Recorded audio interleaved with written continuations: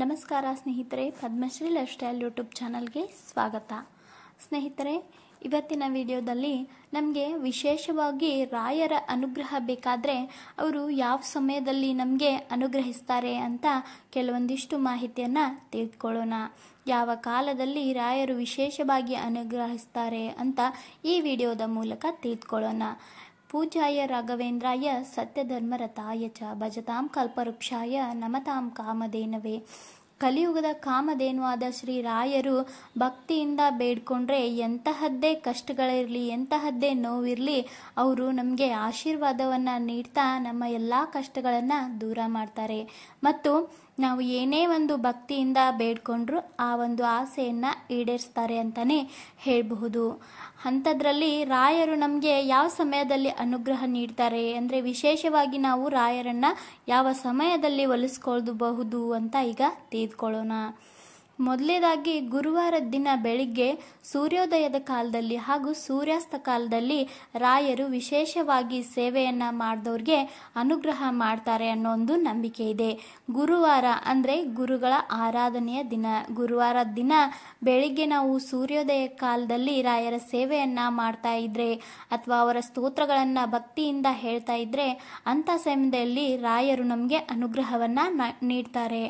ಅದಷ್ಟೇ ಅಲ್ಲದೆ ಗುರುವಾರ ಸಂಜೆ ಕೂಡ ಸೂರ್ಯಾಸ್ತದ ಕಾಲದಲ್ಲಿ ನಾವು ರಾಯರ ಸೇವೆಯನ್ನು ಮಾಡ್ತಾ ಬಂದರೆ ರಾಯರು ನಮಗೆ ಖಂಡಿತ ಅನುಗ್ರಹವನ್ನು ನೀಡ್ತಾರೆ ಅಂತಲೇ ಹೇಳಬಹುದು. ಇನ್ನು ವಿಶೇಷವಾಗಿ ಗುರು ಪುಷ್ಯ ಇದ್ದಾಗ ಸೂರ್ಯೋದಯದ ಕಾಲದಲ್ಲಿ, ಅಭಿಜಿತ್ ಮುಹೂರ್ತದಲ್ಲಿ ಮತ್ತು ಸಂಧ್ಯಾ ಕಾಲಗಳಲ್ಲಿ ರಾಯರು ವಿಶೇಷವಾಗಿ ಸೇವೆ ಮಾಡಿದವರಿಗೆ ಅನುಗ್ರಹವನ್ನು ಮಾಡ್ತಾರೆ. ಸ್ನೇಹಿತರೆ, ನಾನು ಹಿಂದಿನ ವಿಡಿಯೋದಲ್ಲಿ ಹೇಳಿದ್ದೆ, ಗುರು ಪುಷ್ಯ ಯೋಗ ಇದ್ದಾಗ ರಾಯರ ವ್ರತವನ್ನು ಶುರು ಮಾಡಿದರೆ ಎಂತಹದ್ದೇ ಬೇಡಿಕೆ ಇರಲಿ ಅದು ಈಡೇರುತ್ತೆ ಅಂತ.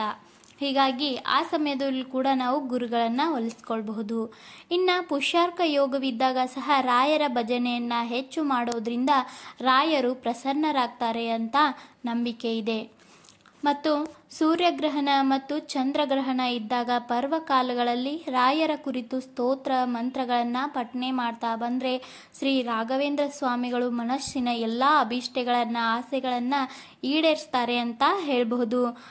ನಾವು ಗ್ರಹಣ ಇದ್ದಾಗ ಮುಖ್ಯವಾಗಿ ಏನೋ ಒಂದು ಸ್ತೋತ್ರಗಳನ್ನು ಪಾರಾಯಣ ಮಾಡೋದು ಮತ್ತು ಆ ಗ್ರಹಣಗಳನ್ನು ವಿಶೇಷವಾಗಿ ಆಚರಣೆ ಮಾಡಿದ್ರೆ, ಅದರಲ್ಲೂ ಸೂರ್ಯಗ್ರಹಣ ಚಂದ್ರಗ್ರಹಣ ಇದ್ದಾಗ ರಾಘವೇಂದ್ರ ಸ್ವಾಮಿಗಳ ಕೆಲವೊಂದಿಷ್ಟು ಸ್ತೋತ್ರಗಳನ್ನು, ಮಂತ್ರಗಳನ್ನು, ನಮ್ಗೆ ಯಾವ ಮಂತ್ರ ಬರುತ್ತೋ ಆ ಮಂತ್ರವನ್ನು ನಾವು ಪಠನೆ ಮಾಡ್ತಾ ಬಂದರೆ ನಮಗೆ ರಾಯರು ನಮ್ಮ ಎಲ್ಲ ಅಭಿಷ್ಟೆಗಳನ್ನು ಈಡೇರಿಸ್ತಾರೆ ಅಂತ ಹೇಳಬಹುದು. ಯಾವ ಸ್ತೋತ್ರಗಳು ಬರೋದಿಲ್ಲ ಅಂದರೂ ಪೂಜ್ಯಾಯ ರಾಘವೇಂದ್ರಾಯ ಸತ್ಯಧರ್ಮರತಾಯ ಚ ಭಜತಾಂ ಕಲ್ಪವೃಕ್ಷಾಯ ನಮತಾಂ ಕಾಮಧೇನವೇ ಅಂತ ಹೇಳ್ಬೋದು. ಇದು ಹೇಳೋಕ್ಕಾಗಲಿಲ್ಲ ಅಂದರೆ ಶ್ರೀ ರಾಘವೇಂದ್ರಾಯ ನಮಃ ಅಷ್ಟ ಅಂದರೆ ಸಾಕು, ಎಷ್ಟೋ ಒಂದು ಶುಭ ಫಲಗಳನ್ನು ನಾವು ಪಡೆಯಬಹುದು. ಅದರಲ್ಲೂ ಗ್ರಹಣ ಕಾಲದಲ್ಲಿ ವಿಶೇಷವಾಗಿ ನಮಗೆ ಅನುಗ್ರಹವನ್ನು ರಾಯರು ನೀಡ್ತಾರೆ. ಇನ್ನು ವ್ಯಾಸ ಪೂರ್ಣಿಮೆಯ ಪರ್ವಕಾಲದಲ್ಲಿ ಗುರು ರಾಯರ ಸೇವೆಯನ್ನು ನಾವು ಮಾಡಲೇಬೇಕಾಗುತ್ತೆ. ಇದರಿಂದ ರಾಯರು ನಮಗೆ ಪೂರ್ಣವಾಗಿ ಅನುಗ್ರಹಿಸ್ತಾರೆ ಅಂತಲೇ ಹೇಳಬಹುದು. ಇನ್ನು ಜ್ಯೋತಿಷ್ಯ ಶಾಸ್ತ್ರದ ಪ್ರಕಾರ ಗುರುಬಲ ಕಡಿಮೆ ಇದ್ದವರು 11 ಗುರುವಾರಗಳಲ್ಲಿ ಗುರು ಜಪವನ್ನು ಮಾಡಿ ಗುರುಗ್ರಹದ ಮತ್ತು ಗುರುಗಳ ಅನುಗ್ರಹವನ್ನು ಸಹ ಪಡೆದುಕೊಳ್ಳಬಹುದು. ಗುರುವಾರ ಗುರುಗಳ ಒಂದು ಸೇವೆಯನ್ನು ಮಾಡಲಿಕ್ಕೆ ಅತ್ಯಂತ ಶ್ರೇಷ್ಠವಾದ ವಾರ ಅಂತಲೇ ಹೇಳ್ಬೋದು.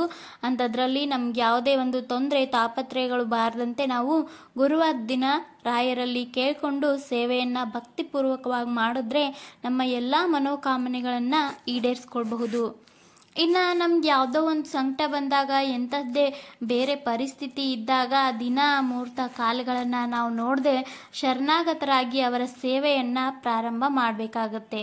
ಈಗ ಕಷ್ಟ ಇದೆ, ಈಗ ಮಾಡೋಕ್ಕಾಗಲ್ಲ ಅಂತ ಅಲ್ಲ, ನಮ್ಗೆ ಎಷ್ಟು ಸಾಧ್ಯ ಆಗುತ್ತೋ ಅಷ್ಟು ಸೇವೆಯನ್ನು ನಾವು ಎಂತಹದ್ದೇ ಪರಿಸ್ಥಿತಿ ಇದ್ದಾಗ ಕೂಡ ಶುರು ಮಾಡಿದ್ರು ಅದಕ್ಕೆ ನಾವು ಯಾವುದೇ ಒಂದು ಮುಹೂರ್ತ ಕಾಲಗಳನ್ನು ನೋಡದೆ ಅವರಲ್ಲಿ ಪೂರ್ತಿಯಾಗಿ ಶರಣಾಗಿ ಸೇವೆಯನ್ನು ಮಾಡಿದ್ರೆ ರಾಯರು ನಮಗೆ ಪೂರ್ಣವಾಗಿ ಅನುಗ್ರಹವನ್ನು ನೀಡ್ತಾರೆ. ರಾಯರು ಕನಸಿನಲ್ಲಿ ಸಹ ಬಂದು ತಿಳಿಸ್ತಾರೆ ಅಥವಾ ಕನಸಿನಲ್ಲಿ ಬೇರೆ ಯಾರಾದರೂ ಬಂದು ಸೂಚನೆಯನ್ನು ನಮಗೆ ನೀಡ್ತಾರೆ. ಅಥವಾ ರಾಯರನ್ನು ಯಾರು ಪೂಜೆ ಮಾಡ್ತಾರೋ ಅಥವಾ ಪುರೋಹಿತರು, ಜ್ಯೋತಿಷಿಗಳು ನೇರವಾಗಿ ನಮಗೆ ಬಂದು ತಿಳಿಸ್ತಾರೆ.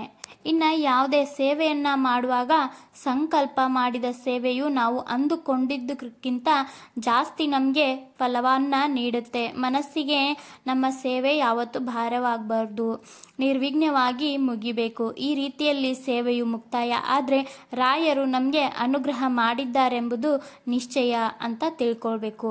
ಫಲ ದೊರಕುವ ಅವಕಾಶವಿದ್ದಿದ್ದಲ್ಲಿ ಸೇವೆಯೇ ನಡೆಯೋದಿಲ್ಲ, ಸೇವೆ ನಡೆದರೂ ಅದರಲ್ಲಿ ನಮಗೆ ತೃಪ್ತಿ ಇರೋದಿಲ್ಲ. ಇದನ್ನು ನಾವೇ ತಿಳಿದುಕೊಂಡು ಸೇವೆಗೆ ಮುಂದಾಗಬೇಕು. ಸ್ನೇಹಿತರೆ, ನೀವು ಕೂಡ ರಾಯರ ಭಕ್ತರಾಗಿದ್ದರೆ ಈ ಒಂದು ವಿಡಿಯೋ ನಿಮಗೆ ಇಷ್ಟ ಆಗಿದ್ದರೆ ವಿಡಿಯೋನ ಲೈಕ್ ಮಾಡಿ. ಮತ್ತು ಇನ್ನೂ ಯಾರು ನಮ್ಮ ಚಾನಲ್ಗೆ ಸಬ್ಸ್ಕ್ರೈಬ್ ಆಗಿಲ್ವೋ ದಯವಿಟ್ಟು ಸಬ್ಸ್ಕ್ರೈಬ್ ಮಾಡಿಕೊಂಡು ಪಕ್ಕದಲ್ಲಿರೋ ಬೆಲ್ ಐಕನನ್ನು ಕ್ಲಿಕ್ ಮಾಡಿದ್ರೆ ನಮ್ಮ ಎಲ್ಲ ವಿಡಿಯೋದ ನೋಟಿಫಿಕೇಷನ್ಗಳು ನಿಮಗೆ ಸಿಗುತ್ತೆ. ಮತ್ತೆ ಒಳ್ಳೆಯ ವಿಡಿಯೋ ಮೂಲಕ ಬರ್ತೀನಿ. ಬಾಯ್.